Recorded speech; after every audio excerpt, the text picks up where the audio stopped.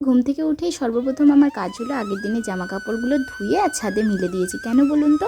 কারণ সারা রাত্রি দিনরাত্রি বৃষ্টি হচ্ছে আর আকাশ সবসময় মেঘাচ্ছন্ন, যাতে জলগুলো ঝরে যায় সেই জন্য জামা কাপড়গুলো আগে মিলে দিলাম।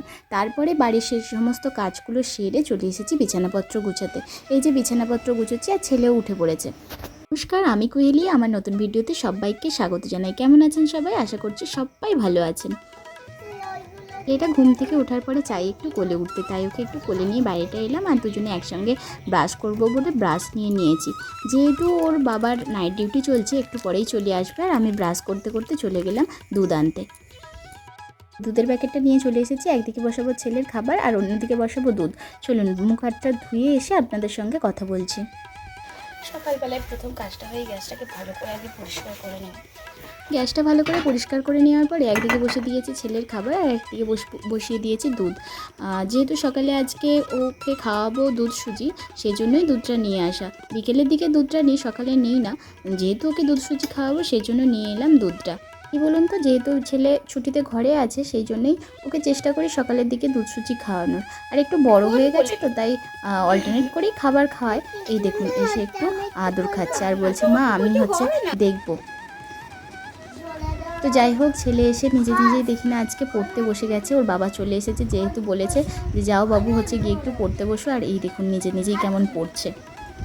আর ওকে আমি পড়াচ্ছি না, কিন্তু ও সাধারণ জ্ঞানের বইটাকে কিভাবে পড়ছে দেখুন। নিজেই প্রশ্নগুলোকে করছে আর নিজেই উত্তর বলছে।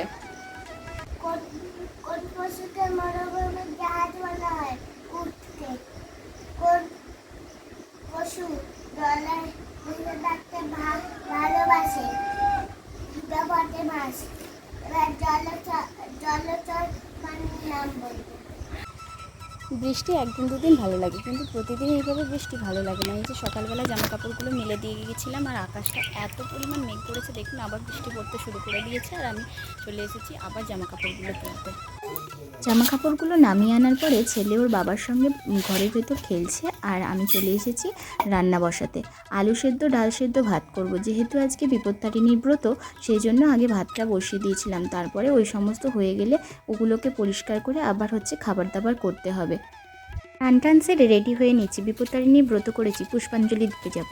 এই যে আমি আর ছেলে চলেছি পুষ্পাঞ্জলি দিতে।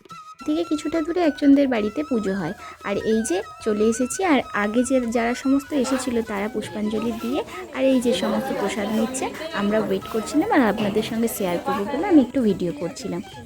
আমাদের পুষ্পাঞ্জলি দেওয়া হয়ে গেছে, ঠাকুরের কাছ থেকে চরণামৃত নিয়ে আর এই যে ডুরি নিয়ে এবার আমরা বাড়ি চলে যাব। তারপরে এই দেখুন ঠাকুরমশাই বিপত্তারিণীর ব্রত কথা শোনাচ্ছেন। বেশি ভিডিওটা বড় করছি না। যারা আমার ফেসবুক থেকে দেখছেন অবশ্যই ফলো করে দেবেন, আর যারা ইউটিউব থেকে দেখছেন অবশ্যই লাইক কমেন্ট শেয়ার করে পাশে থাকবেন। সাবস্ক্রাইব করতে ভুলবেন না। এখনের মতো টাটা, দেখা হচ্ছে নতুন ভিডিওতে।